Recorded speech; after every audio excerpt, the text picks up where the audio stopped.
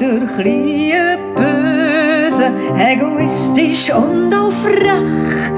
Der Jünger ganz Leben ist geduldig, hat Respekt. Der Jünger ganz Leben ist geduldig, hat Respekt.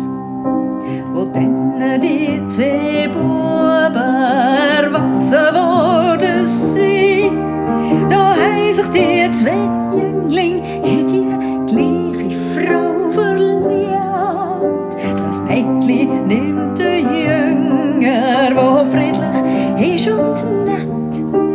Der Älter schluckt sie Ärger und tut so, wie er nichts hat. Der Älter schluckt sie Ärger und tut so, wie er nichts hat. Der Vater weiss es besser, die Entscheidung macht ihm Sorge. Er baut ein paar Meter weiter für sie jüngst eine zweite Burg. Dort lebt das junge Paar im Glück und hat sie Ruhe. Der Älter jedoch hasst die zwei, geht's aber gar nicht so.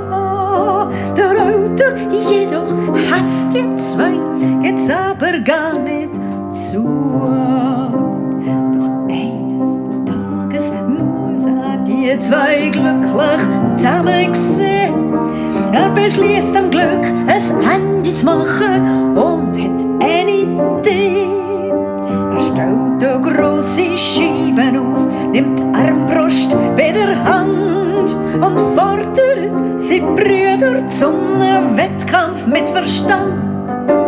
Und fordert seine Brüder zum Wettkampf mit Verstand. Der Jünger denkt, das Ganze sei ein Friedensangebot. Geht sofort auf den Vorschlag ein und so geht's Schott um Schott. Sie schießen hin und her, treffen immer ihr Ziel, bis dass der alte Jüngere es Herz trifft mit seinem Pfeil. Bis dass der alte Jüngere es Herz trifft mit seinem Pfeil. Der Jünger stirbt sofort in den Armen von seiner Frau. Der Alte sieht's und lacht nur, der findet das glaub toll. Doch das Mädchen, grad noch glücklich, überlegt nicht gross, nimmt die Armbrust, wo am Boden liegt, und schießt damit drauf los. Nimmt die Armbrust, wo am Boden liegt, und schießt damit drauf los. Man sagt, es sei Zufall, dass grad der erste Pfeil, was Mädchen je verschossen hat, ist brüderherzig, ja. Nach 3 Tagen ist er dann elendiglich verreckt.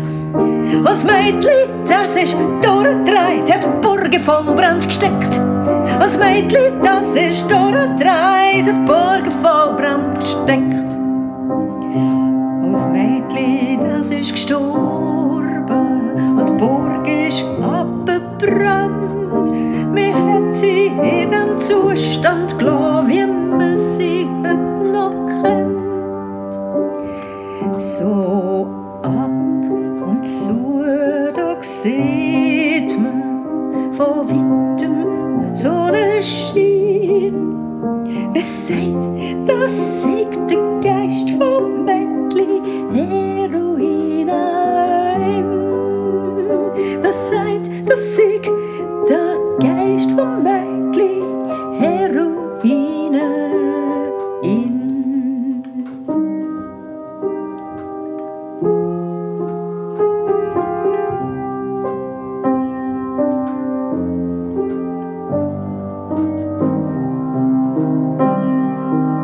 Jetzt weisst, warum dort oben sie denn 2 Burgen stehen. Die eine ist Sally Schlössli, wo die Leute gern essen gehen. Die andere steht